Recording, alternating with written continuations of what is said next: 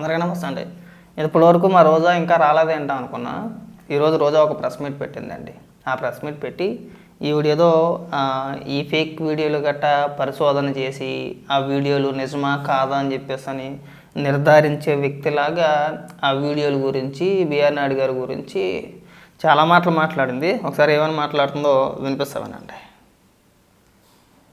ఎందుకంటే ఆయన TV5 BR నాయుడుగా ఉన్నప్పుడు ఆయన ఎట్లా మాట్లాడినా ఎవరు పట్టించుకోరు. కానీ ఒక టీటీడీ బోర్డు చైర్మన్ అయిన తర్వాత ఆయనకి హుందాగా ఉండాలి, హుందాగా మాట్లాడాలి, పాలిటిక్స్ కి దూరంగా ఉండాలన్న ఇంగిత జ్ఞానం లేకపోవటం అనేది చాలా దురదృష్టకరం.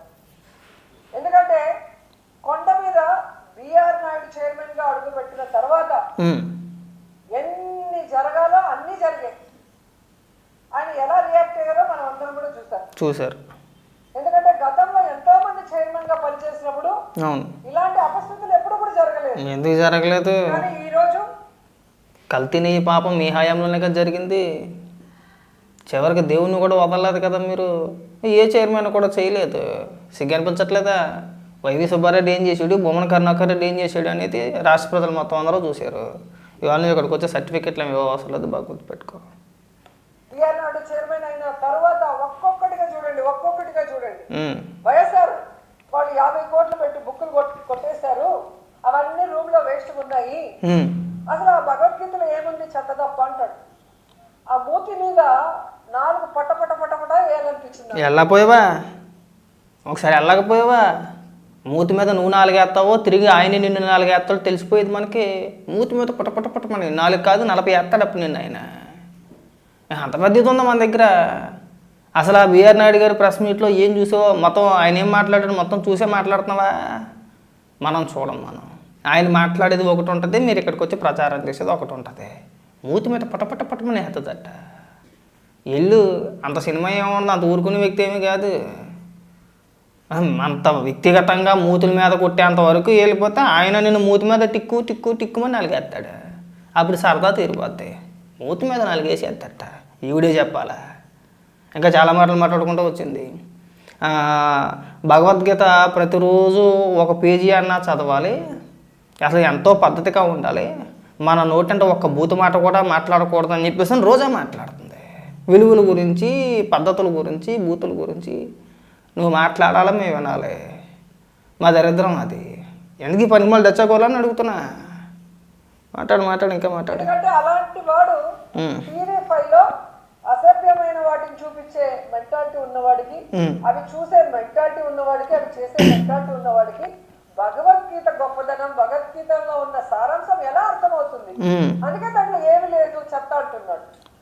దీని మీద ఖచ్చితంగా హిందువులందరూ కూడా తిరగబడాలి. ముఖ్యంగా బీజేపీ వాళ్ళు, ధార్మిక సంస్థల వాళ్ళు, సంఘాల వాళ్ళు, అలాగే హిందూ సంఘాలు కూడా ఈ బిఆర్ నాయుడు మాట్లాడే మాటలకి స్పందించాలి, బుద్ధి చెప్పాలని కూడా నేను కోరుకుంటున్నాను. ఎందుకంటే మన హిందూయిజాన్ని, మన ధర్మాన్ని, మన భగవంతుణ్ణి, అలాగే మన భగవద్గీతని చులకనగా మాట్లాడే ఇలాంటి వ్యక్తికి టీటీడీ బోర్డు చైర్మన్ గా ఉండే అర్హత ఉందా? అలాంటి వాడిని వెంటనే రాజీనామా చేయించి మెడ పట్టుకొని గెంటేయాలని కూడా వీళ్ళందరినీ కోరుకుంటున్నారు. ఈరోజు ఒక వీడియో రిలీజ్ అయింది. బిఆర్ నాయుడు ప్రెస్ మీట్ లో చూడండి, అది నిజమా కాదో మీకే అర్థమవుతుంది. ఎందుకంటే ఆయన కోసం చాలా మంది ఆడవాళ్ళు తెగ మాట్లాడుతున్నారు. కొంతమంది అయితే ఏకంగా ఆయన సమర్థించేస్తున్నారు పొలిటికల్ నాయకులు. ఆయన ప్రెస్ మీట్ చూస్తేనే మీకు అర్థమైపోతుంది అది నిజమా కాదా అని. ఆయన మీద ఏఐ చేసి బ్యాడ్ చేయాల్సినంత అవసరం ఎవరికి కూడా లేదు. ఆయన అంత గొప్ప వ్యక్తి కూడా కాదనేది తెలుసుకోవాలి. రెండవది, ఆయన మాట్లాడిన మాటల్లో ఆ వీడియోలో తప్పే ఉంది. అవును, ఆ వీడియోలో ఉన్న ఆవిడ మాకు 25-30 సంవత్సరాలుగా మా అందరికీ ఒక మంచి రిలేషన్షిప్ ఉందని ఆయన మాట్లాడాల. బిఆర్ నాయుడు గారు చాలా స్పష్టంగా దాపరకం ఏం పెట్టలేదు ఆయన అక్కడ. వాళ్ళ ఫ్యామిలీ మా ఫ్యామిలీ మంచి, మేము ఫ్రెండ్స్, మేము దాదాపు మాకు ఆ ఫ్యామిలీతోటి 30 ఏళ్ళ బట్టి పరిచయం ఉంది. వాళ్ళు మా ఇంటికి వస్తారో మేము వాళ్ళ ఇంటికి వెళ్తాం. ఆ వీడియోలో కొన్ని చోట్ల మాత్రం ఫేక్ చేశారు, మార్పు చేశారు. ఆ ఫోటోలు 20 ఏళ్ల క్రితం నాటి ఫోటోలు అవి, ఇప్పటి ఫోటోలు కాదు. ఆయన ఏమి ఎక్కడ మీలాగా మీ గోరంట్ల మాధవ్ వీడియో వచ్చినప్పుడు, లేదంటే అనంతబాబు వీడియో వచ్చినప్పుడు, లేదంటే అంబటి రాంబాబు ఆడియో కాల్ బయటకు వచ్చినప్పుడు అడ్డంగా బొంకే లేదు. ఆ రోజు ఎందుకు మాట్లాడలేదు నువ్వు? సరే, ఇన్ని ఉపన్యాసాలు చెప్తున్నావు కదా వీడియోల గురించి, వాటి గురించి, వీటి గురించి అని చెప్పేసి అని ఇన్ని నీతులు చెప్తున్నావు కదా రోజా. తప్పు ఎవరు చేసినా తప్పే పని. సరే, నిజం ఏంటని తెలుస్తుంది, పక్కన పెట్టు. తప్పు ఎవరు చేసినా తప్పే. ఒక రాజకీయ నాయకురాలిగా సుదీర్ఘకాలం పాటు రాజకీయాల్లో ఉన్నావు కదా, మరి మీ పార్టీ నాయకులు ఇప్పి చూపించినప్పుడు ఏ రోజు మాట్లాడలేదండి మీరు? ఎందుకు మాట్లాడలేదండి? అంటే మీ పార్టీ నాయకుడేనా? మరి ఈరోజు ఎందుకు మాట్లాడుతున్నారండి? సిగ్గు అనిపించట్లా మనకి? మన పార్టీ నాయకులు ఇప్పి చూపించవచ్చు. ఒక ఎంపీగా ఉండి ఏది గోరంట్ల మాధవ్, ప్రస్తుత ఎమ్మెల్సీ మీ అనంతబాబు, అలాగే నువ్వు మాట్లాడితే పొగుడుతావు కదా అంబటి రాంబాబుని ఆకాశానికి ఎత్తేస్తావు కదా, సంజనా సుకన్య అని చెప్పేసి ఆడియోలు బయటకు వచ్చినాయి. ఎందుకు మాట్లాడాలా వాటి గురించి? మరి అంబటి రాంబాబుకి మంత్రి పదవి ఇచ్చినప్పుడు అలాంటి కామాంధుడికి ఎందుకు ఇస్తున్నారండి అని చెప్పేసి బహిరంగ ఒక స్టేట్మెంట్ ఎందుకు ఇవ్వలేకపోయావు నువ్వు? మీ రాజకీయాలు, మీ అప్పబావకూరలు ఎవరి దగ్గర ఉన్నా చెప్పండి, కానీ మా దగ్గర చెప్పమాకండి. జనాలు పిచ్చోళ్ళు కాదు. ఇంకా ఇక్కడికి వచ్చి వీళ్ళు లాజిక్ చెప్పుకుంటూ వస్తుంది. ఒకసారి అది కూడా వినిపిస్తామనండి. కంప్లైంట్ చేశారా లేదా మా ఆవిడ కంప్లైంట్ చేసిందా, మీకేంటి బాధ? ఇలా మాట్లాడినప్పుడు అది ప్రజలు విజ్ఞతగా వదిలేస్తున్నారు. మంచిది. వాళ్ళిద్దరి మధ్య ఏముంది, ఏం జరిగింది, ఏం జరగలేదని.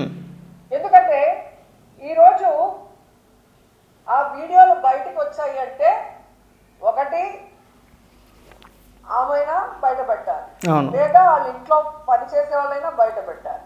వేరే వాళ్ళు పోయి వాళ్ళ ఇంట్లో కెమెరా పెట్టి తీసే అంత అవకాశం ఉంటుందా? అది ఒకసారి మీ అందరూ కూడా ఆలోచించారు. సరే పని, నువ్వు చెప్పిన లాజిక్ బాగానే ఉంది రోజా. ఇంకా నీ వీడియోలు ఎక్కువసేపు వినిపించి నేను కూడా వీడియో లెంత్ పెంచాలని చెప్పేసి అనుకోవట్లా. నువ్వు చెప్పిన విధానం బాగానే ఉంది. అయితే ఆవిడే రిలీజ్ చేసి ఉండాలి, లేదంటే వాళ్ళ ఇంట్లో పనిచేసే వ్యక్తులన్నా రిలీజ్ చేసి ఉండాలి అని చెప్పుకొచ్చి నువ్వు లాజిక్ మాట. ఒకవేళ ఆవిడే రిలీజ్ చేసి ఉంటే ఆవిడే ఎందుకు వెళ్ళి కంప్లైంట్ ఇచ్చుద్దండి? ఆవిడే ఎందుకు వెళ్ళి కంప్లైంట్ ఇచ్చుద్ది? అవసరం లేదు కదా. ఏది మళ్ళీ ఏదో లాజిక్ చెప్పుకొచ్చిందండి. ఎప్పుడో 2019లో లేఖ రాసిందంట చంద్రబాబు నాయుడు గారికి. అది మొన్న భువనకర్ నగర్కి తీసుకొచ్చాడు. అది ఫేకే, అందులోనే దొరికేశారు. ఈవిడికి సగం తెలుసు, సగం తెలియదు.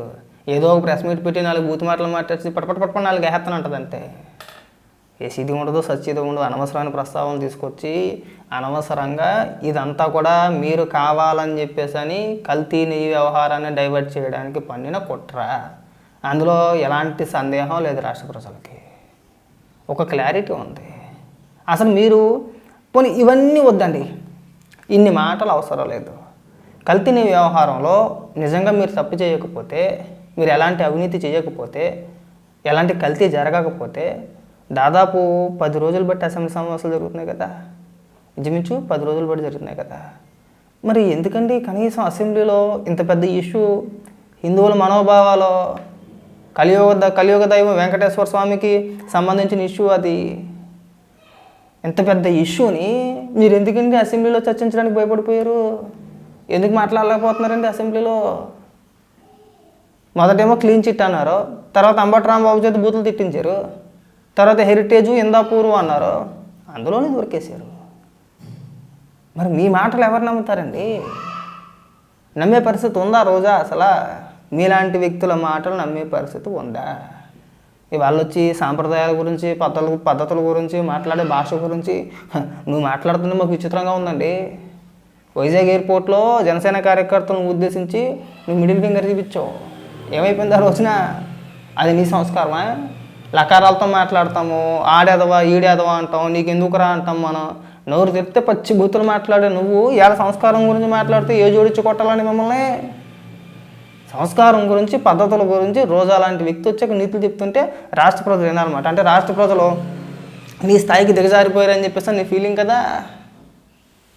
10 మంది పచ్చి బూతులు తడుతూ ఉంటారు నిన్ను. నువ్వు ప్రెస్ మీట్ పెట్టావంటేనే బూతులు రానికి వచ్చిందిరా అంటారు. అనకూడదేమో కానీ చెప్తున్నా ఉదాహరణకి. అసలు నీకెక్కడ విలువ ఉంది? నీకు అసలు విలువ ఉందా? అసలు మనం తిరుమలలో రాజకీయాల గురించి ప్రస్తావించకూడదు, మాట్లాడకూడదు కదా. మరి అలాంటిది నువ్వు తిరుమలలో వారం రోజుల్లో 4 రోజులు అక్కడే ఉండి గుడి బయట ప్రతి సందర్భంలోనూ ప్రెస్ మీట్లు పెట్టి ఆ మీడియా గొట్టాలు కనబడగానే రాజకీయ విమర్శలు చేయలేదా నువ్వు? టికెట్లు అమ్ముకోలేదా? అమ్ముకున్నావా లేదా? మహిళ అయిపోయావు కాబట్టి నీ పైన ఇప్పటి వరకు కూడా చంద్రబాబు నాయుడు గారు గట్రా చర్యలు తీసుకోలేదు. కానీ నీ స్థానంలో వేరొకరు ఉండుంటే ఈ పార్టీకి నువ్వు చేసిన అవినీతిలో దానిలో ఈ వాటికి లోపలేద్దరు. నువ్వు ఈ డైలాగులు కొట్టమాకండి. మీ పార్టీ ఒక బూతు పార్టీ, మీ పార్టీ ఒక రోత పార్టీ. మీకు అసలు హిందువుల గురించి మాట్లాడే అర్హత కూడా లేదు మీకు. అంటే జగన్మోహన్ రెడ్డి ఒక క్రిస్టియన్ అండి, ఈ పార్టీ అధినాయకుడు ఒక క్రిస్టియన్. ఆయనకి హిందూ మతాల పట్ల కానీ హిందూ దేవుళ్ళ పట్ల కానీ నమ్మకం లేదు. ఆయనకి నమ్మకం ఉంటే ఆ రోజున డైరెక్ట్గా తిరుమల వెళ్ళినప్పుడు డిక్లరేషన్ మీద సంతకం పెట్టి వెళ్ళొద్దుడు. నమ్మకం లేకే కదా నీ అమ్మమ్మ గుడి కట్టాడా ఆడమ్మమ్మ గుడి కట్టాడా అని చెప్పేసి కొడాలని చేత ఇంకొకరి చేత బుద్ధులు తిట్టించేశాడు. మీ పార్టీ అధినాయకుడికి లేదు, మీ పార్టీకి లేదు. మీరు వచ్చి వాళ్ళ సడన్గా హిందూయిజాన్ని భుజాల మీద వేసుకొని సనాతన ధర్మం అని చెప్పేసి హిందువుల యొక్క మనోభావాలు అని చెప్పేసి మీలాంటి వ్యక్తులు మాట్లాడాలి. మీరు అలాంటి ఉపన్యాసాలు ఏమీ వద్దు. ఇలాంటి అతి మాటలు మానేస్తే బాగుంటుంది రోజా.